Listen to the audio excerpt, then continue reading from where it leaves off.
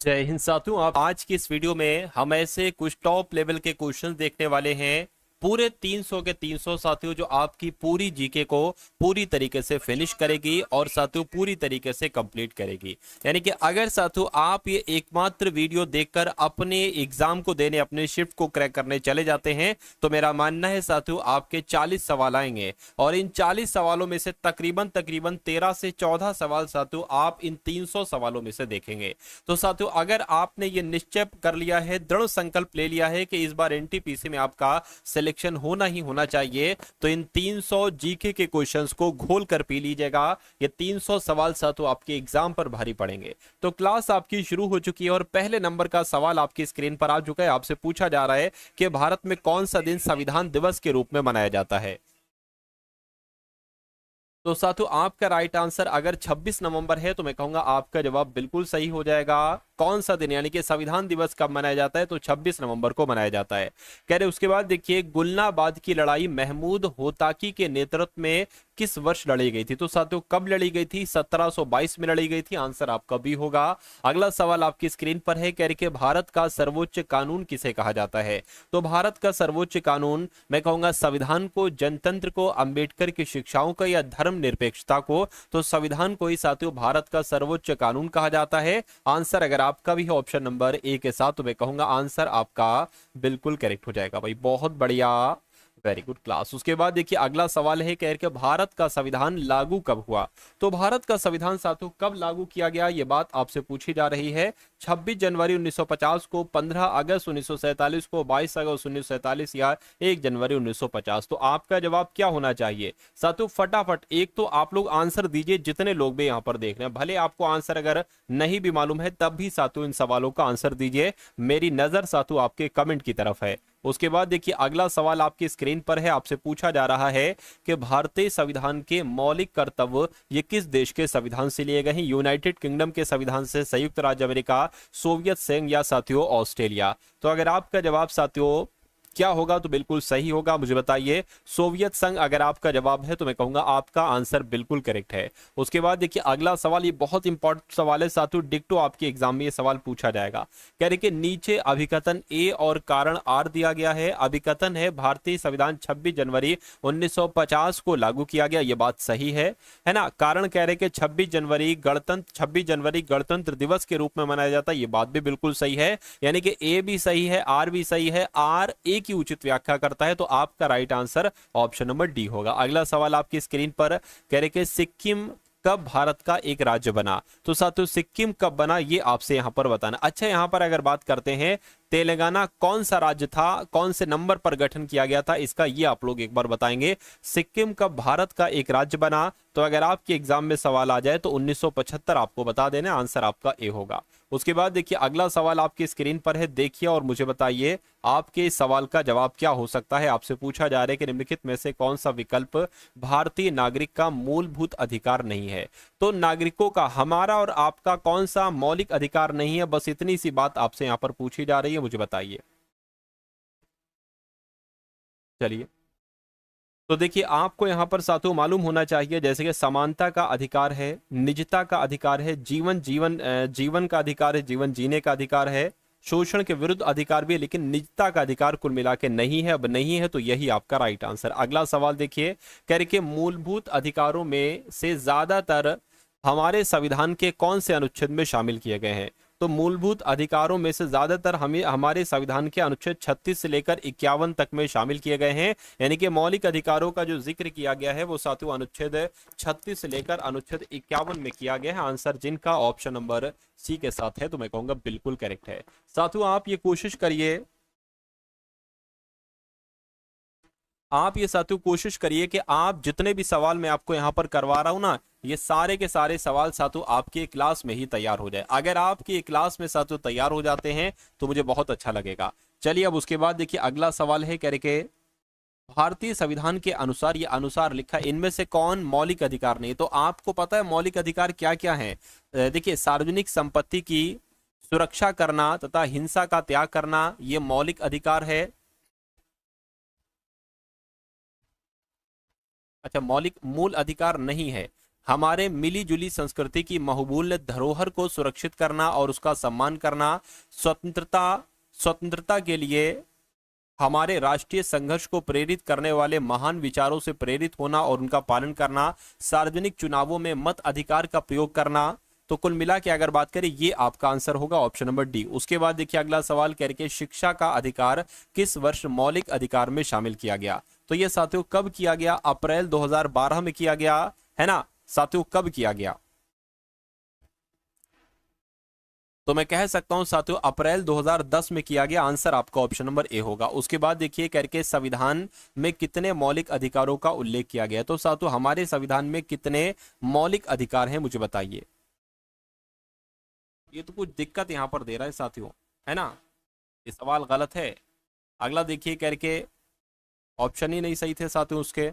करके, संविधान के अनुसार निम्नलिखित में से कौन सा एक मौलिक अधिकार नहीं है? तो इसमें से कौन सा एक मौलिक अधिकार नहीं है, कुल मिला के आपसे पूछा जा रहा है, मुझे बताइए। स्वतंत्रता का अधिकार मौलिक अधिकार है, जीवन जीने का अधिकार मौलिक अधिकार है, समानता का अधिकार मौलिक अधिकार है, देश की रक्षा का अधिकार ये मौलिक अधिकार नहीं, मौलिक कर्तव्य है ये। उसके बाद देखिए अगला सवाल आपकी स्क्रीन पर है, आपसे क्या पूछा जा रहा है देखिए और बताइए। साथियों यहाँ पर किशोर कुमार का आंसर आ रहा है, नीतू का, डीएस शर्मा का, आर्मी का, ठीक है ना। उसके अलावा साथियों अभिषेक का, नीतू का आंसर आ रहा है। चलिए सभी लोग आंसर देते जाइए। करके, राज्य की नीति निर्देशक सिद्धांतों के बारे में निम्नलिखित में से कौन सा कथन सही नहीं है, ये आपसे यहाँ पर पूछा जा रहा है, मुझे बताइए। यानी कि नीतियां बनाने और कानून अभिनीत करते हुए राज्य को ध्यान में रखने वाले आदर्शों को दर्शाता है। ठीक है, वे समुदाय के कल्याण को बढ़ावा देते सामाजिक और समाजवादी हैं। ये उल्लंघन के लिए अदालतों द्वारा नहीं है, ये अपने आप प्रवर्तनीय होते हैं, है ना, पर प्रवर्तनीय के लिए किसी भी कानून का कार्यान्वयन करने के लिए नहीं होती। ये गलत है, गलत है, तो यही आपका राइट आंसर, ये सच नहीं है। उसके बाद देखिए अगला सवाल है करके, 4 मूलभूत अधिकारों में से एक का चयन करें जो भारत के नागरिकों और विदेशियों के लिए उपलब्ध हैं। तो यहाँ पर आपका जवाब साथियों क्या हो सकता है? 4 मूलभूत अधिकार मतलब अधिकारों में से उसमें से उसका चयन करें जो भारत के नागरिकों और विदेशियों के लिए उपलब्ध होता है। तो धर्म, कुल, लिंग, जाति या जन्म स्थान आधार पर भेदभाव का निषेध, सार्वजनिक रोजगार के विषय में अवसर की समानता, भाषा, लिपि और अल्पसंख्यकों की संस्कृति का संरक्षण, धार्मिक मामलों का प्रबंधन करने की स्वतंत्रता।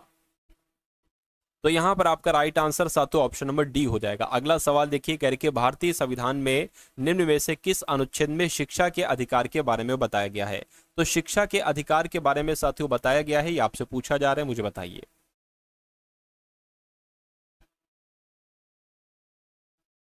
शिक्षा के अधिकार के बारे में कौन सा अनुच्छेद कहता है? चलिए बताइए साथियों। तो कौन सा अनुच्छेद कहता है? अनुच्छेद 21 का ए कहता है। मैं कहूंगा बिल्कुल साथियों अनुच्छेद 21 का ए कहता है। आंसर जिनका ऑप्शन नंबर डी है तो बिल्कुल करेक्ट है। उसके बाद देखिए साथियों अगला सवाल आपकी स्क्रीन पर है, आपसे कहा जा रहा है कि समान सिविल संहिता का वर्णन संविधान के किस अनुच्छेद में किया गया है? तो समान सिविल संहिता का वर्णन अनुच्छेद 41 में, 42 में, 43 में या 44 में? तो साथियों 44 में किया गया है। राइट आंसर आपका जो जाएगा वो ऑप्शन नंबर डी हो जाएगा। भाई बहुत बढ़िया, वेरी गुड क्लास। साथियों अगर आपने अभी तक इस वीडियो को लाइक नहीं किया है तो मैं रिक्वेस्ट आपसे करता हूं कि वीडियो को आप लोग एक बार लाइक जरूर कर दीजिए और बता दीजिए अगले नंबर का सवाल। ये सभी के सभी साथियों वो चुनिंदा सवाल हैं जो आपके एग्जाम में सवाल आएंगे। यहां पर कहा जा रहा है साथियों भारत के संविधान लोकसभा के आकार को सीमित करता है, जिसके तहत 550 या 543 है ना, या साथियों जिसके तहत 550 यहाँ पर 550 निर्वाचित सदस्य तथा 2 सदस्य एंग्लो इंडियन समुदाय का प्रतिनिधित्व करते हैं, जिन्हें भारत के राष्ट्रपति द्वारा नामांकित किया जाता है। वैसे तो यहाँ पर जाएगा 550, यहाँ पर साथियों 2 आ जाएगा, लेकिन 2 अब इनको हटा दिया गया है। लेकिन आंसर हमसे पूछा जा रहा है तो हम लगा देंगे साथियों ऑप्शन नंबर ए। उसके बाद देखिए करके कौन सा राज्य संविधान की 6ठी अनुसूची का पालन नहीं करता, प्रशासन एवं नियंत्रण से संबंधित है?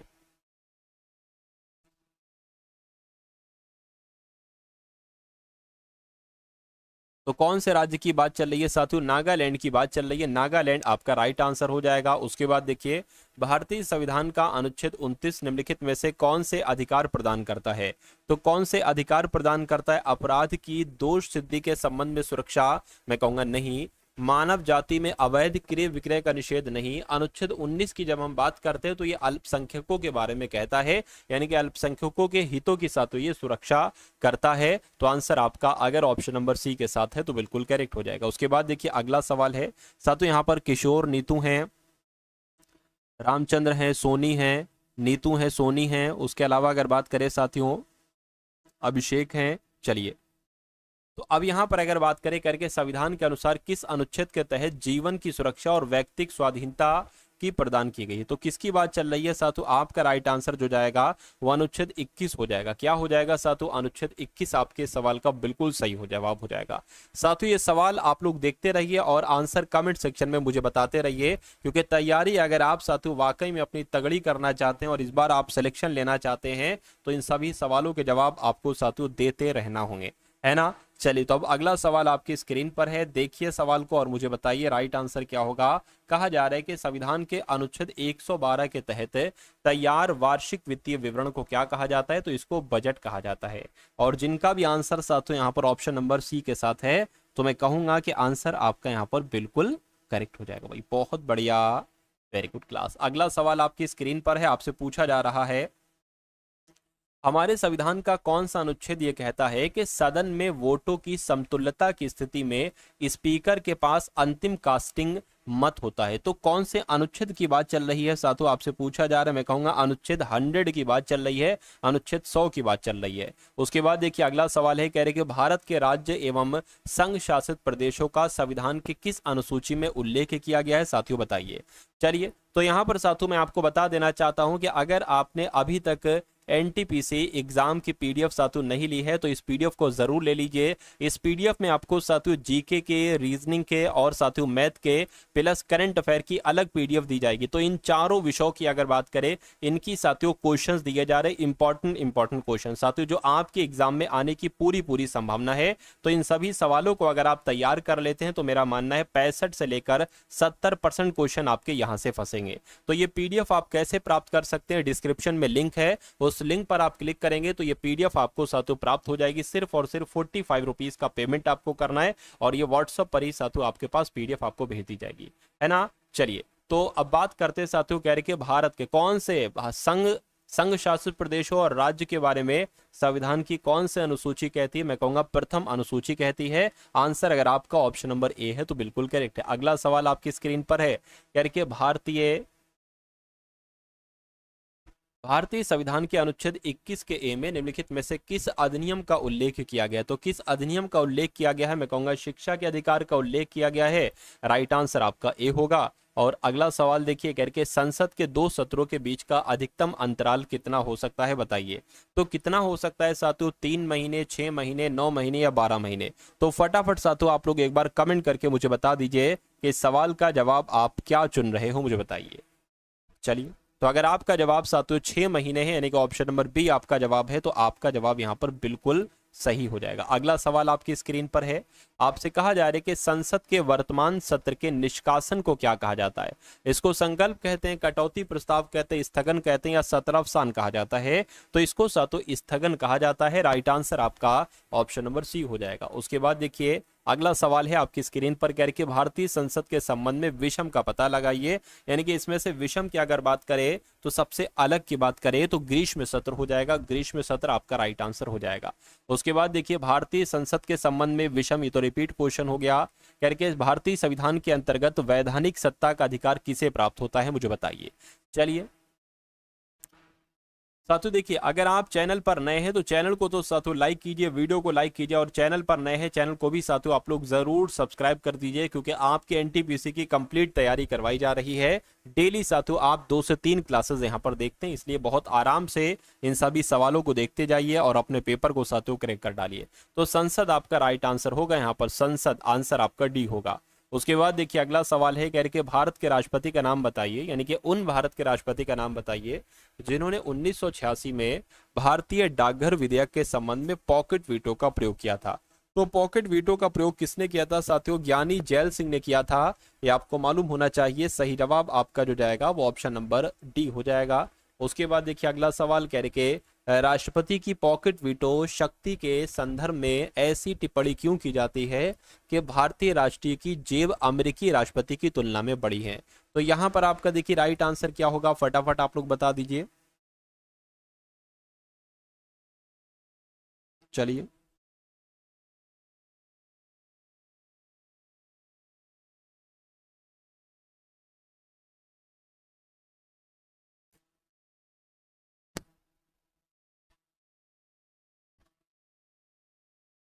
राष्ट्रपति की पॉकेट वीटो शक्ति के संदर्भ में ऐसी टिप्पणी क्यों की जाती है कि भारतीय राष्ट्रपति की जेब अमेरिकी राष्ट्रपति की तुलना में बड़ी है? बताइए साहब।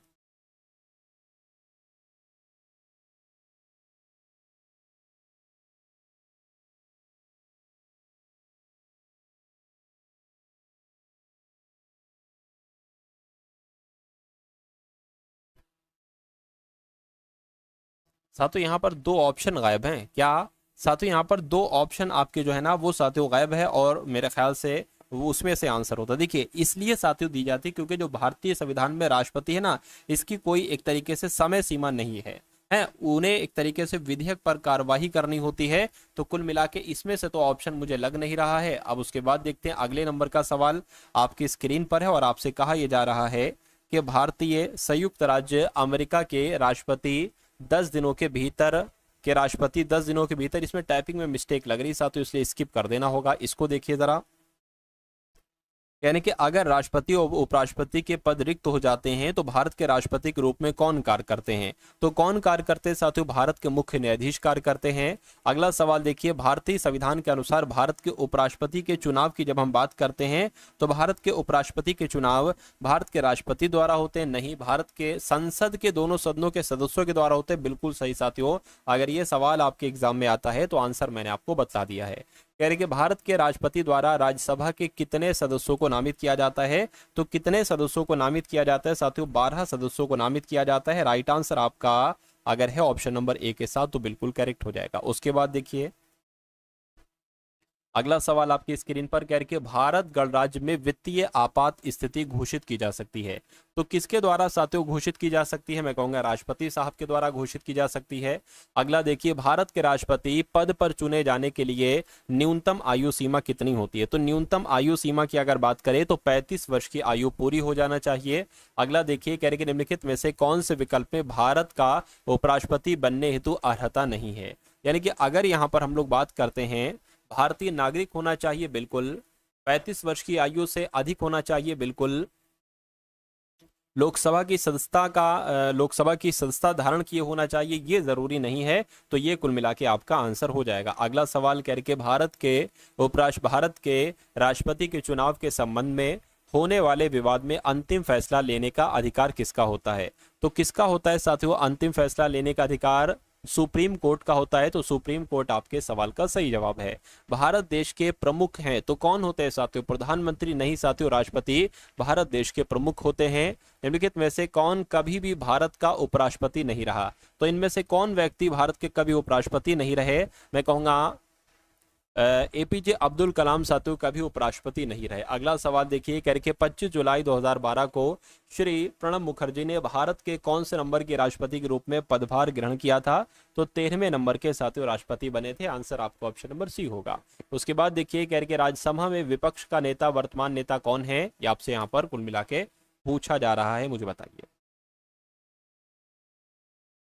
राज्यसभा में विपक्ष का वर्तमान नेता कौन है?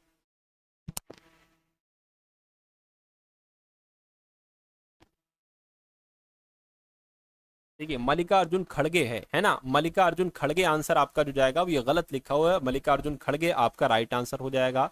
उसके बाद देखिए अगला सवाल आपकी स्क्रीन पर है, आपसे कहा जा रहा है कि भारत में निम्नलिखित में से कौन से अधिकारी का चुनाव, अब देखिए दिक्कत आ गई, टाइपिंग मिस्टेक साथियों यहाँ पर बहुत है। राज्यसभा को किस नाम से भी जाना जाता है? तो राज्यसभा को किस नाम से भी जाना जाता है? मैं कहूंगा इसको उच्च सदन के रूप में भी जाना जाता है। सही जवाब आपका साथियों यहाँ पर जो जाएगा वो ऑप्शन नंबर सी हो जाएगा। उसके बाद देखिए अगला सवाल है, कह रहे कि राज्यसभा के सदस्यों का चुनाव किनके द्वारा किया जाता है? तो इन चारों ऑप्शन में से साथियों किनके द्वारा राज्यसभा के सदस्यों का चुनाव किया जाता है? राज्यों की विधानसभाओं के सदस्यों के द्वारा, लोकसभा के सदस्यों के द्वारा, भारत की जनता के द्वारा या विधान परिषद के सदस्यों के द्वारा, मैं कहूंगा राज्यों की विधानसभाओं के सदस्यों के द्वारा राज्यसभा के सदस्यों का चुनाव किया जाता है। भारत के संसद में लोकसभा के प्रथम अध्यक्ष साथियों कौन रहे, मुझे बताइए। चलिए, तो भारत की संसद में लोकसभा के प्रथम अध्यक्ष का नाम क्या था, तो गणेश मावलंकर था। और गणेश मावलंकर जिनका भी आंसर है, मैं कहूंगा उनका आंसर बिल्कुल सही हो जाएगा। अगला सवाल है आपकी स्क्रीन पर, करके लोकसभा के लिए निर्वाचित होने के लिए न्यूनतम उम्र क्या है। अगर लोकसभा का सदस्य बनना होता है तो कितनी न्यूनतम उम्र चाहिए होती है, एक बार कमेंट सेक्शन में साथों आप लोग बता देंगे। आरती है ना, आरती यहाँ पर है, किशोर हैं, कुमारी हैं, रामचंद्र हैं, सोनी हैं। चलिए, तो सभी का आंसर यहाँ पर जा रहा है जो कि बिल्कुल सही है। मोनिका कुमारी हैं। अब यहाँ पर अगर बात करें, कनिका हैं। चलिए, यहाँ पर अगर बात करें तो साथियों 25 आपका आंसर हो जाएगा, यानी कि 25 वर्ष आपका अगर जवाब है तो बिल्कुल करेक्ट है। अगला सवाल आपकी स्क्रीन पर है, आपसे कहा जा रहा है कि लोकसभा में केंद्र शासित प्रदेशों से अधिकतम कितने सदस्य हो सकते हैं, तो साथियों अधिकतम 20 सदस्य हो सकते हैं। अगला देखिए, लोकसभा में उन सदस्यों की कुल संख्या कितनी है जिन्हें राज्य के विभिन्न चुनाव क्षेत्रों से सीधे जनता द्वारा चुना जाता है, तो उनकी संख्या साथियों कितनी है, मैं कहूंगा उनकी संख्या 530 के आसपास है। उसके बाद देखिए, लोकसभा की अध्यक्ष सुमित्रा महाजन क्षेत्र का प्रतिनिधित्व करती हैं, तो किसकी बात चल रही है साथियों, इंदौर आपका राइट आंसर हो जाएगा। अगला सवाल देखिए, लोकसभा की बैठक के सदन के कुल सदस्यों का भाग होता है, ये आपसे पूछा जा रहा है। लोकसभा की बैठक के सदन के कुल सदस्यों का भाग होता है, मैं कहूंगा 10वां भाग होता है। आंसर आपका ऑप्शन नंबर डी जाएगा। अगला देखिए, करके जब 2014 में 16वीं लोकसभा का गठन किया गया था तब रक्षा मंत्री के रूप में किसे नियुक्त किया गया था, तो मैं कहूंगा उस समय तो मनोहर पारिकर थे। आंसर आपका ऑप्शन नंबर सी है। अगला देखिए, लोकसभा में कौन से राज्य की सीटों की संख्या दूसरे स्थान पर है, तो आपको सातों कौन सा राज्य लग रहा है, फटाफट आप लोग बता दीजिए। लोकसभा में कौन से राज्य की सीटों की संख्या दूसरे स्थान पर है। अच्छा, पहले अगर बात करें तो पहला तो साथियों क्या हो जाएगा, उत्तर प्रदेश हो जाएगा, है ना। दूसरे पर साथियों क्या हो जाएगा, यह आपसे कुल मिला के पूछा जा रहा है, मुझे बताइए। चलिए, तो महाराष्ट्र साथियों हो जाना चाहिए, लेकिन महाराष्ट्र यहां पर आंसर आपका है नहीं। नहीं है तो तीसरे नंबर पर कौन आता है, पश्चिम बंगाल आता है, तो पश्चिम बंगाल आपका आंसर होना चाहिए। उसके बाद देखिए, अगला सवाल है करके 2014 लोकसभा का चुनाव हुआ था, कौन से नंबर का साथियों ये लोकसभा चुनाव हुआ था। अगर बात करते हैं तो मैं कहूंगा 16वां हुआ था। आंसर आपका ए होगा। अगला सवाल आपकी स्क्रीन पर है, आपसे कहा जा रहा है लोकसभा के संदर्भ में सदन के नेता का अर्थ है सत्तापूर्ण। अच्छा, लोकसभा के संदर्भ में सदन का नेता किसे कहा जाता है, आपसे पूछा जा रहा है। तो सदन का नेता क्या गठबंधन का कोई भी नामित सदस्य को कह सकते हैं, नहीं। प्रधानमंत्री या प्रधानमंत्री द्वारा नामित सदस्य को सदन का नेता कहा जाता है, या विपक्ष के नेता को सदन का नेता कहा जाता है, या राष्ट्रपति साहब को कहा जाता है। मैं कहूंगा प्रधानमंत्री या प्रधानमंत्री के द्वारा चुने गए किसी मंत्री को साथियों सदन का नेता कहा जाता है। राइट आंसर आपका जो जाएगा वो ऑप्शन नंबर बी हो जाएगा। अगला सवाल आपकी स्क्रीन पर, करके प्रधानमंत्री कहाँ के पदेन अध्यक्ष होते हैं साथियों, फटाफट बताइए। चलिए, तो CSIR के होते हैं। आंसर आपका बी होगा। अगला सवाल करके निम्नलिखित में से कौन भारत के प्रधानमंत्री बनने से पहले मुख्यमंत्री नहीं रहे, तो कौन नहीं रहे साथियों, इंदिरा गांधी नहीं रही थी, ये डायरेक्ट प्रधानमंत्री बनी थी, इसलिए सही जवाब आपका सी होगा। करके भारत के किस प्रधानमंत्री ने लाल किले से राष्ट्रीय झंडा सर्वाधिक बार फहराया था, तो अगर आपके एग्जाम में ये सवाल आ जाता है तो पंडित जवाहरलाल नेहरू आपको बता देना है। उसके बाद देखिए, अगला सवाल आपकी स्क्रीन पर, करके निम्नलिखित में से कौन से व्यक्ति ने स्वतंत्र भारत के प्रथम गृह मंत्री के रूप में कार्य किया था, तो किसकी बात चल रही है ना, किसकी बात चल रही है साथियों, सरदार वल्लभ भाई पटेल की बात चल रही है। बिल्कुल साथियों, सरदार वल्लभ भाई पटेल की बात चल रही है। उसके बाद देखिए, अगला सवाल कह रहे कि भारत में कार्यकारी प्रमुख किसे माना जाता है, तो भारत का कार्यकारी प्रमुख किसे माना जाता है, तो प्रधानमंत्री को माना जाता है। मैं कहूंगा बिल्कुल साथियों प्रधानमंत्री को ही माना जाता है। आंसर आपका जाएगा ऑप्शन नंबर ए के साथ। चलिए भाई, बहुत बढ़िया, वेरी गुड क्लास। अगला सवाल आपकी स्क्रीन पर है, ये भी सवाल बहुत इंपॉर्टेंट है। इस सवाल को साथियों आप लोग देख लीजिए और मुझे बता दीजिए आपका जवाब यहाँ पर क्या हो सकता है।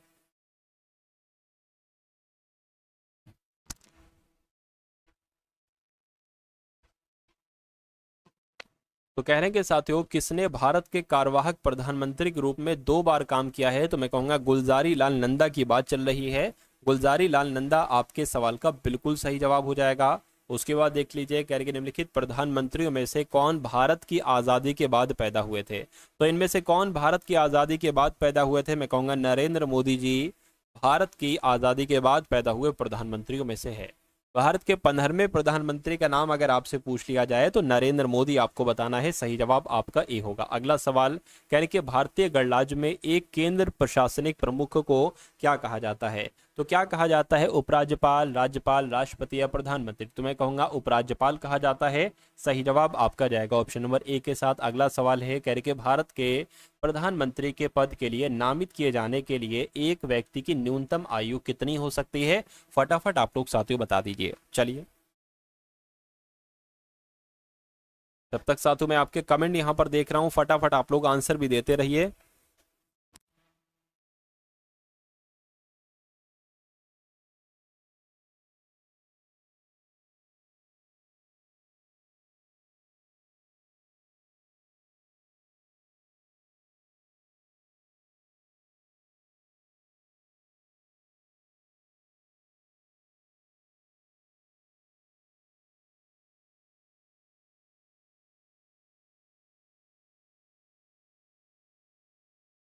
बहुत बढ़िया भाई।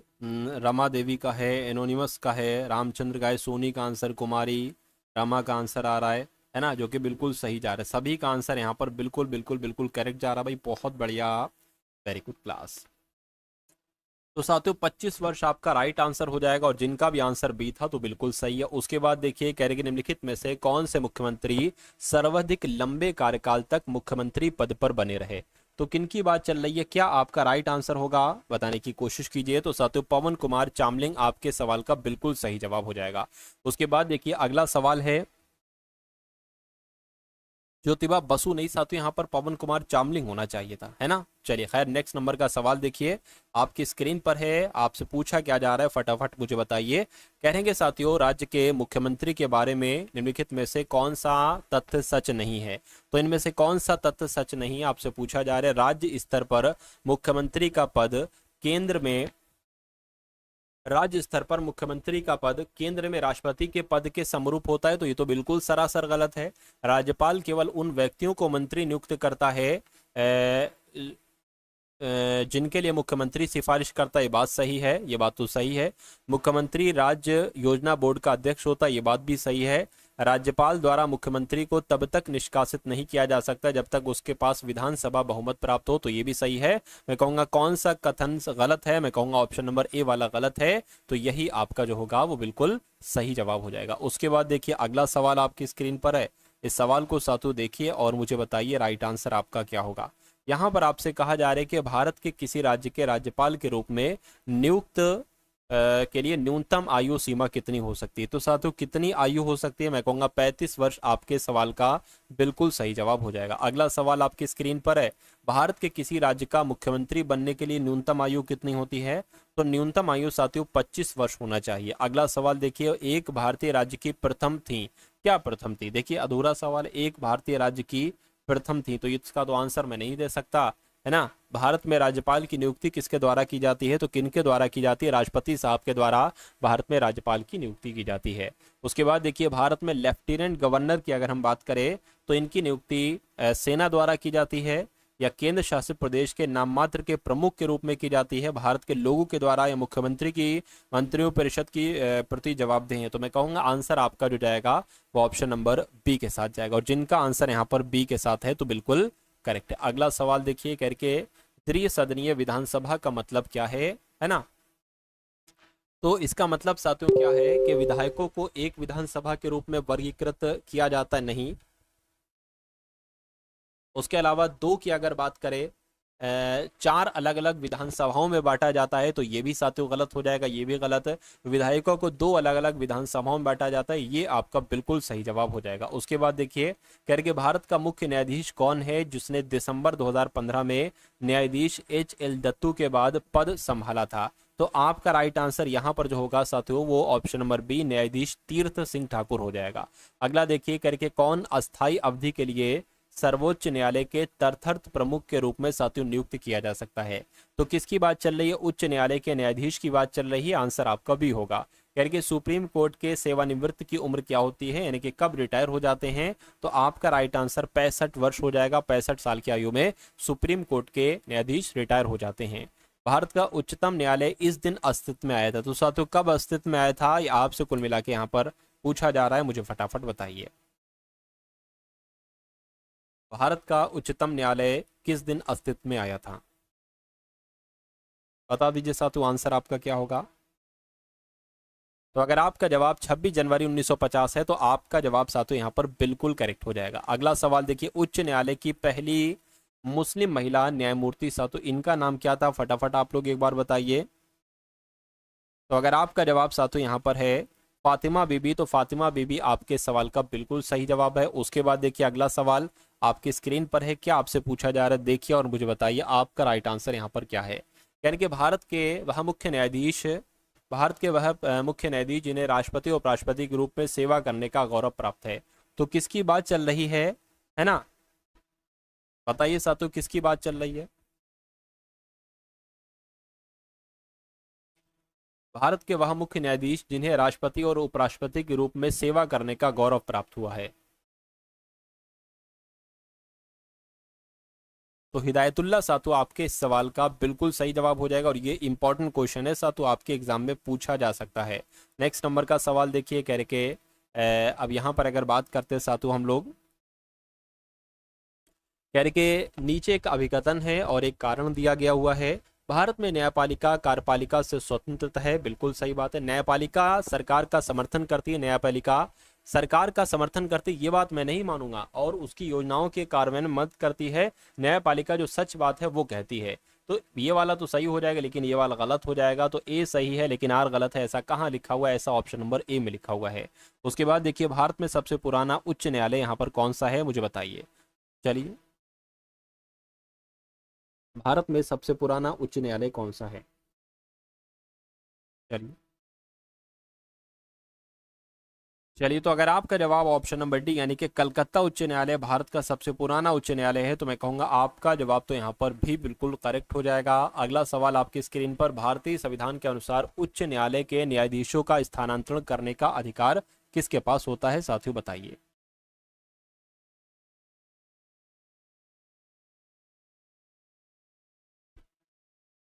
चलिए,